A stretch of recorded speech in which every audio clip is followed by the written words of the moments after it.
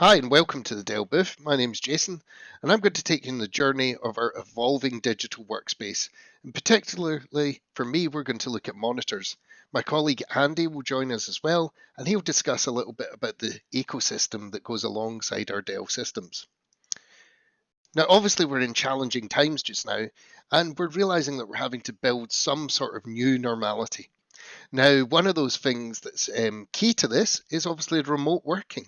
Remote working is here to stay. In fact, 67% of decision makers have said that they're going to extend the remote working long after this pandemic is over. And that includes Dell ourselves, actually. Our COO, Jeff Clark, has said that people are going to have the ability to have the choice to be able to work from home. It's always been something that we've all been offered in Dell at certain levels, but now this has been expanded out across the organization because we've provided the right tools over this challenging time over the COVID-19 scenario.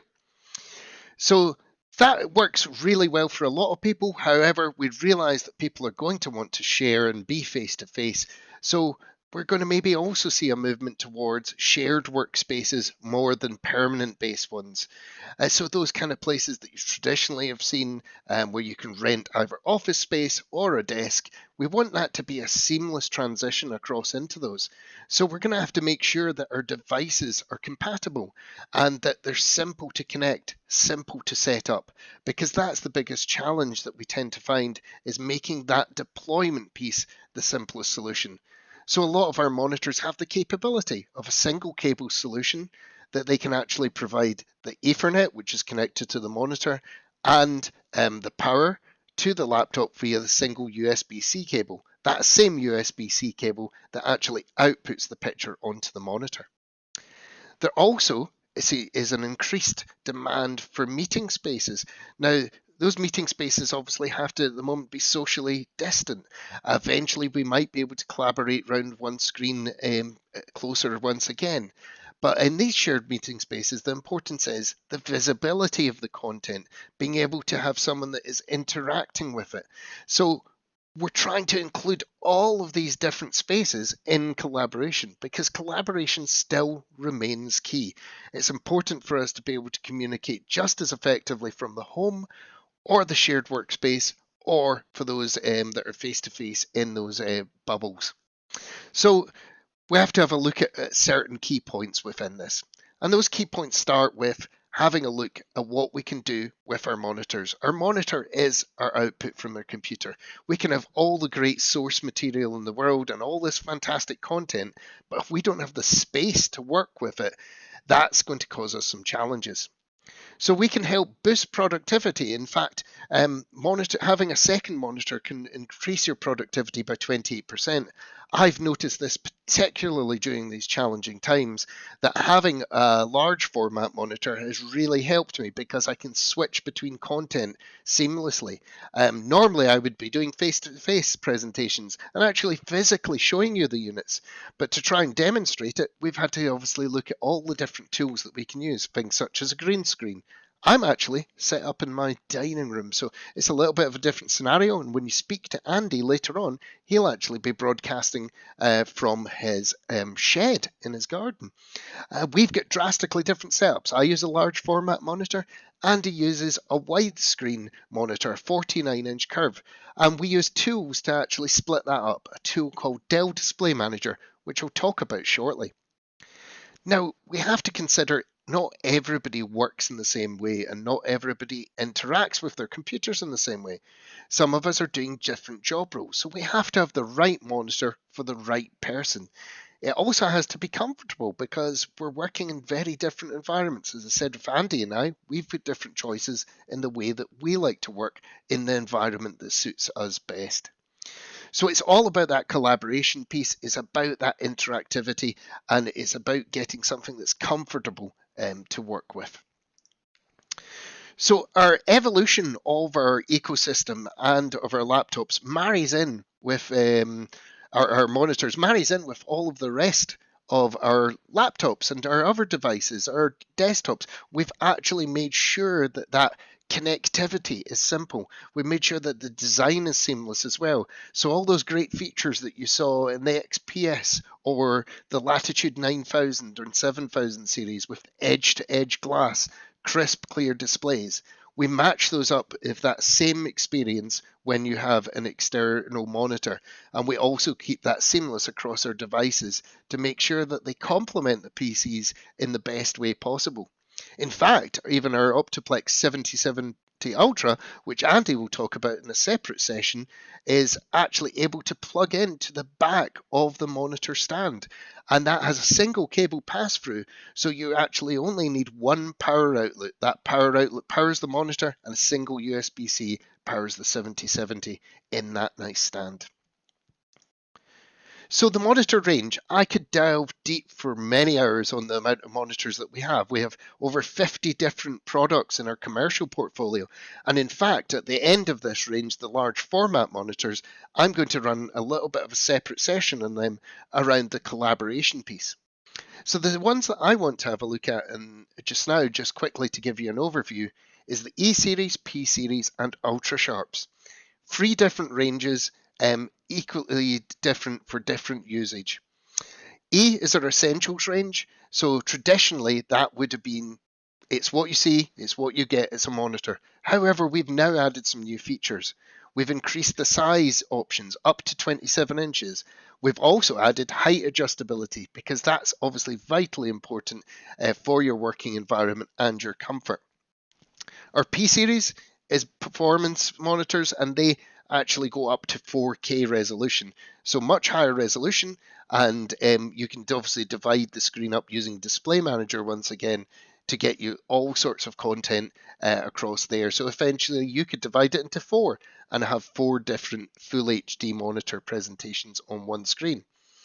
P-Series has an extra feature, it actually tilts as well.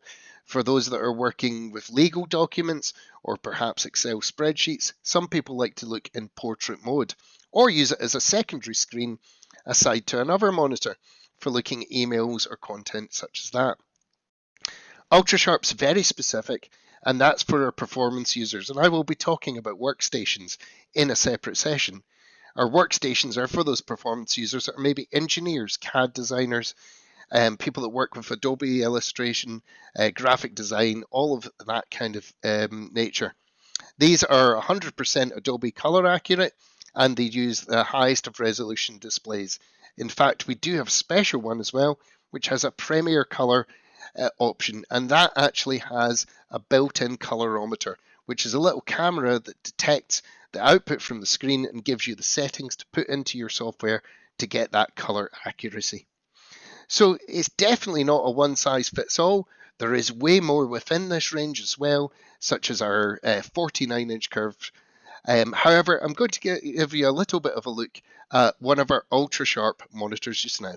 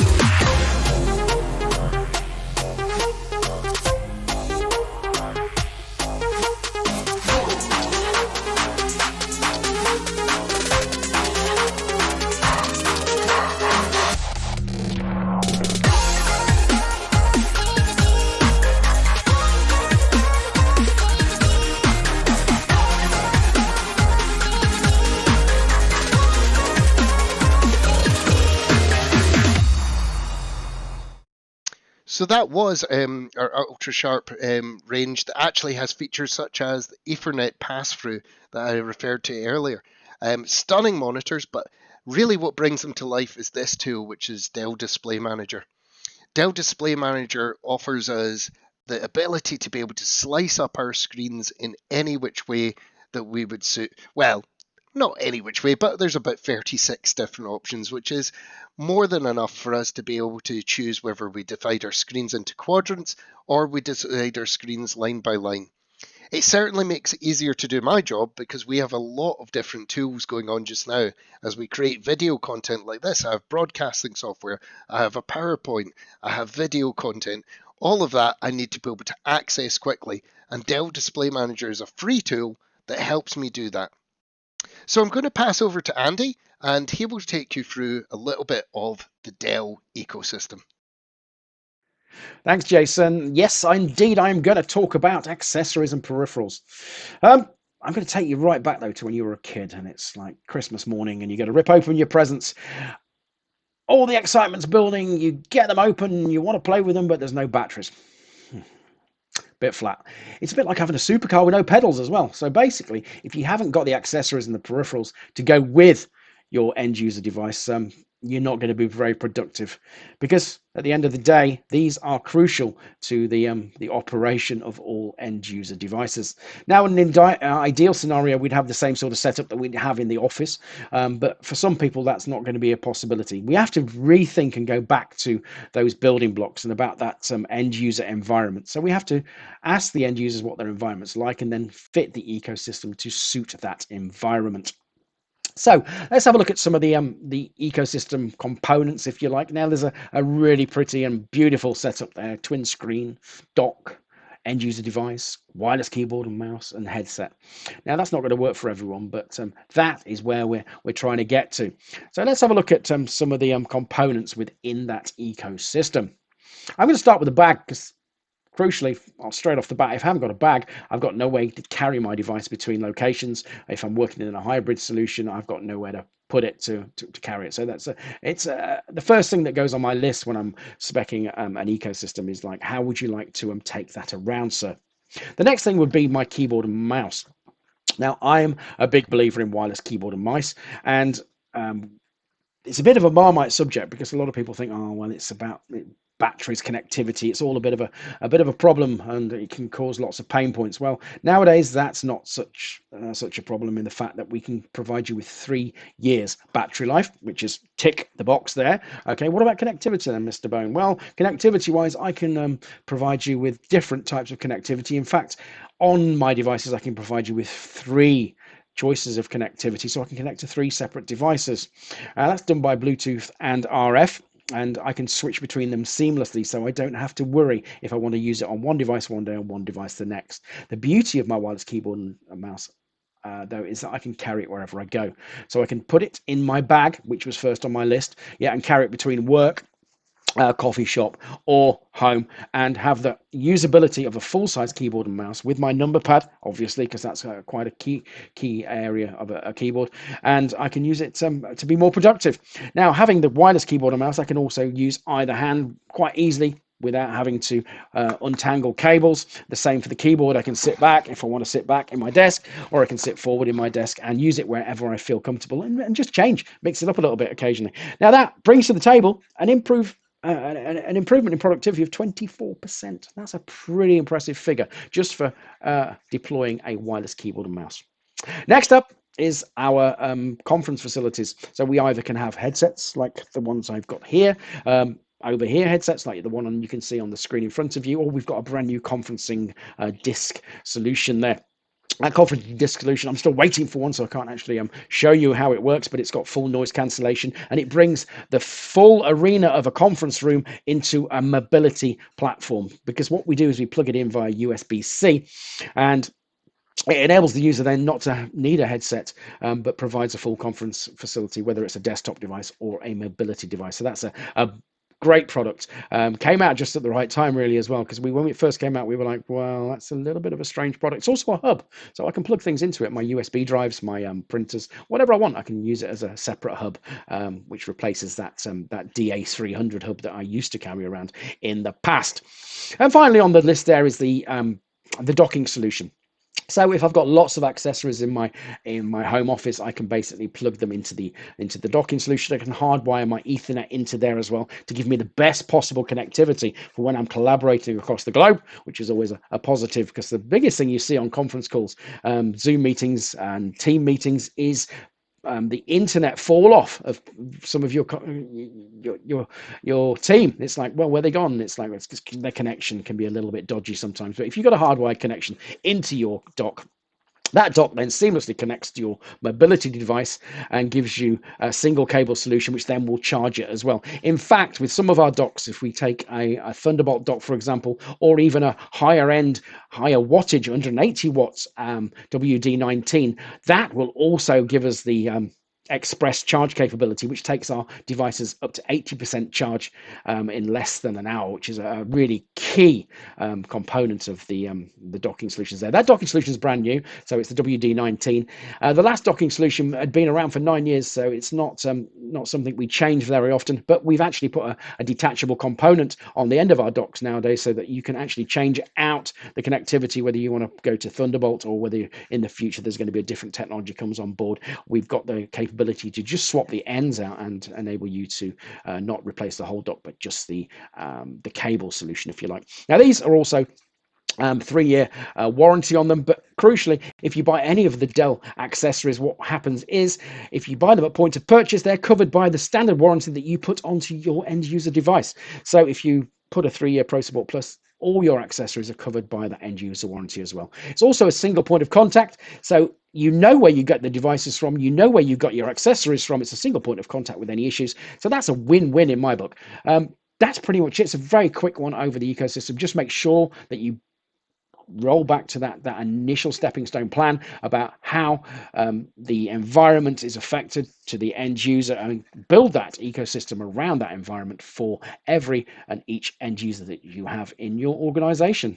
So thank you very much for listening to this presentation. Please pop along to one of our other quick videos. And if you've got any questions, please ask your Computer World team, reach out there, and I'm sure they'll be able to help. Thank you very much.